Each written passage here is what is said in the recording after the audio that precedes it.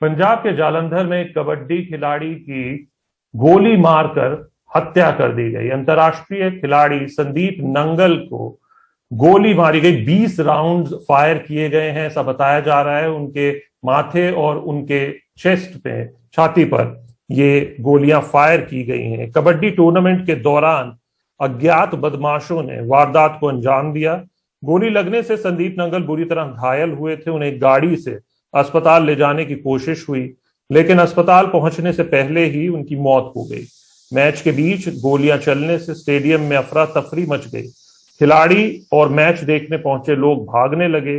जानकारी मिलने के बाद मौके पर और अस्पताल में पुलिस टीम भी पहुंची। फरार अज्ञात बदमाशों का पता लगाया जा रहा है। वारदात को लेकर लोगों में काफी आक्रोश है, जिसे देखते हुए जालंधर में भारी पुलिस बल की तैनाती की गई है।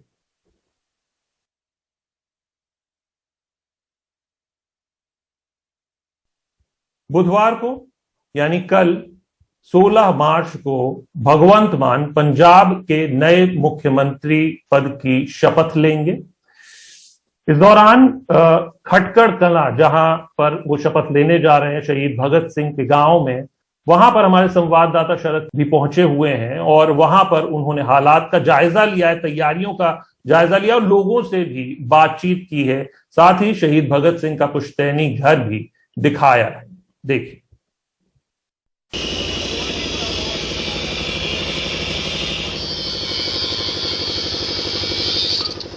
शहीद भगत सिंह के पैतृक गांव खटकड़ कला में पंजाब के अगले मुख्यमंत्री भगवंत मान के शपथ ग्रहण की तैयारियां जोरों पर हैं। पंडाल में पीला या बसंती रंग प्रमुखता से दिखाई दे रहा है। भगवंत मान शहीद आजम भगत सिंह को अपना आदर्श मानते हैं और उन्हीं की तरह वो भी हमेशा पीली पगड़ी ही पहनते हैं। ऐसे में मान ने सभी पुरुषों से पीली पगड़ी और सभी महिलाओं से पीला दुपट्टा या चुन्नी पहनकर शपथ ग्रहण में आने का आह्वान किया है। उस दिन मेरे वीर दोस्त वो सिर ते बसंती रंग दी पग बन्नण ते भैणां सिर ते बसंती रंग दा दुपट्टा चुन्नी लैके आउणा ना भुल्लण। खटकड़ कला नूं उस दिन आपां बसंती रंग दे विच रंग देना। मैं तुहाडा सारिआं दा बेसब्री नाल इंतजार करां। इनकलाब जिंदाबाद। खटकड़ कला गांव में भगत सिंह म्यूजियम भी बनाया गया है, जहां कोई भी आने वाला व्यक्ति सबसे पहले भगत सिंह की इस मूर्ति के सामने नतमस्तक होता है। भगवंत मान भी होंगे।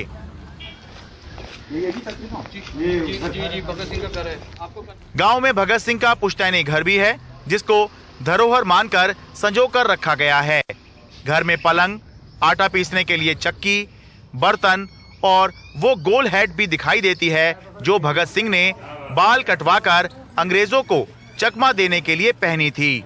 गांव के लोगों को भगत सिंह के गांव का होने में गर्व है, लेकिन एक छोटी सी समस्या भी है, जिसका वो नए मुख्यमंत्री भगवंत मान से हल चाहते हैं। बहुत प्राउड फील होता है। हाँ। क्योंकि हम उस गांव से हैं जहां पर शहीद भगत सिंह के पुरखे रहते थे।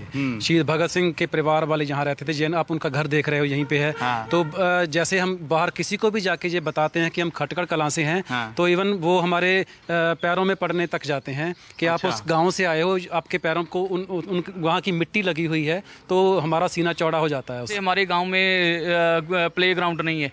अच्छा। बच्चों के खेलने के लिए प्ले ग्राउंड नहीं है सर। अच्छा, स्कूल वगैरह हैं आपके जी स्कूल हैं सर। हाँ। बट प्ले ग्राउंड नहीं है जी। उम्मीद है इस गांव के लोगों की ये शिकायत अब दूर हो जाएगी। भगवंत मान बुधवार दोपहर 12:30 बजे इसी गांव में मुख्यमंत्री पद की शपथ लेंगे। फिलहाल उनके साथ कोई और मंत्री शपथ नहीं लेगा।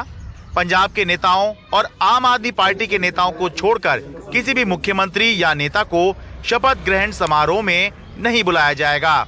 भगवंत मान के शपथ ग्रहण के बहाने ही सही, बहुत से लोग शायद पहली बार खटकड़ कला गांव के बारे में सुन रहे होंगे, जान रहे होंगे, और ये भी संभव है कि इसी बहाने से ही सही बहुत से लोग पहली बार शहीद आजम भगत सिंह के पैतृक गांव खटकड़ कला आएंगे और उनके इस पुश्तैनी घर को भी ज़रूर देखेंगे। खटकड़ कला से अपने सहयोगी कैमरा पर्सन अश्वनी मेहरा के साथ मैं शरद शर्मा, एनडीटी मीडिया।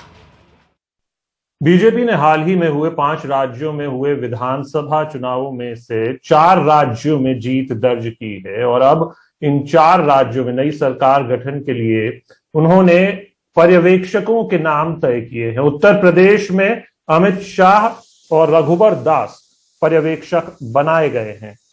उत्तराखंड के लिए राजनाथ सिंह और मीनाक्षी लेखी को पर्यवेक्षक बनाया गया है। मणिपुर के लिए निर्मला सीतारमण और किरण रिजिजू पर्यवेक्षक होंगे, जबकि गोवा में नरेंद्र सिंह तोमर और एल मुरुगन पर्यवेक्षक होंगे। बिहार विधानसभा में सोमवार को एक अजीबोगरीब स्थिति पैदा हो गई, जब खुद मुख्यमंत्री नीतीश कुमार विधानसभा अध्यक्ष विजय कुमार सिन्हा के सवालों से आग बबूला हो गए और ये सवाल उनके विधानसभा क्षेत्र को लेकर थे।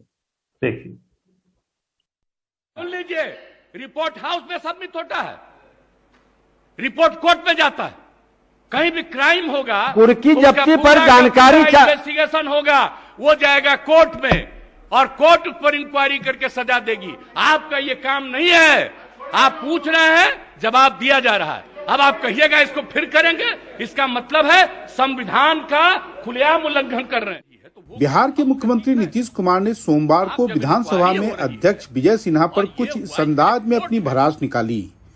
नीतीश सिन्हा के विधानसभा क्षेत्र लखीसराय में कुछ भाजपा कार्यकर्ताओं की गिरफ्तारी के बाद उनसे कथित रूप से पुलिस दुर्व्यवहार की घटना में कार्रवाई में विलंब को लेकर सदन की समिति की जांच से खुश नहीं।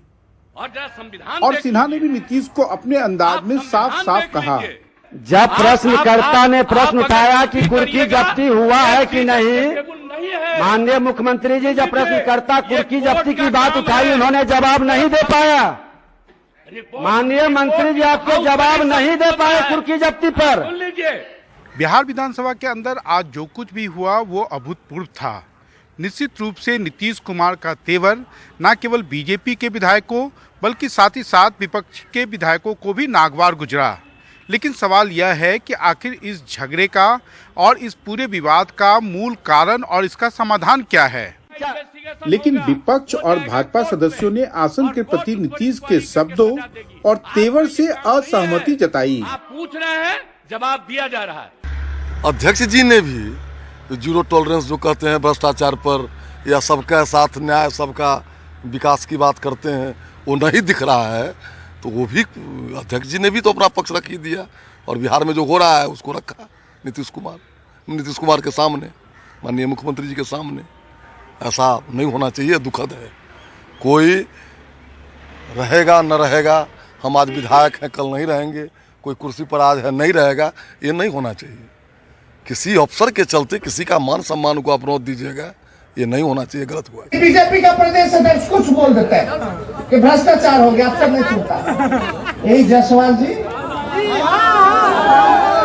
क्या आपस में ये लोग सरकार चला रहा है और आज जहां मुख्यमंत्री आज तक इतिहास में नहीं हुआ, जहां बहस हो जाए बिहार विधानसभा के अध्यक्ष के साथ बहस हो जाए, सोचिए सरकार कहां चल रहा है भाई।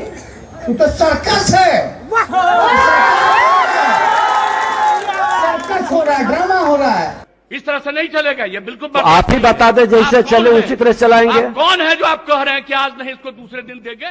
फिलहाल ये मामला आने वाले दिन और खूब पकड़ेगा और अंतिम फैसला भाजपा आला कमान के हाथों में होगा। पटना से कैमरामैन हबीब अली के साथ मनीष कुमार, एनडीटीवी इंडिया के लिए।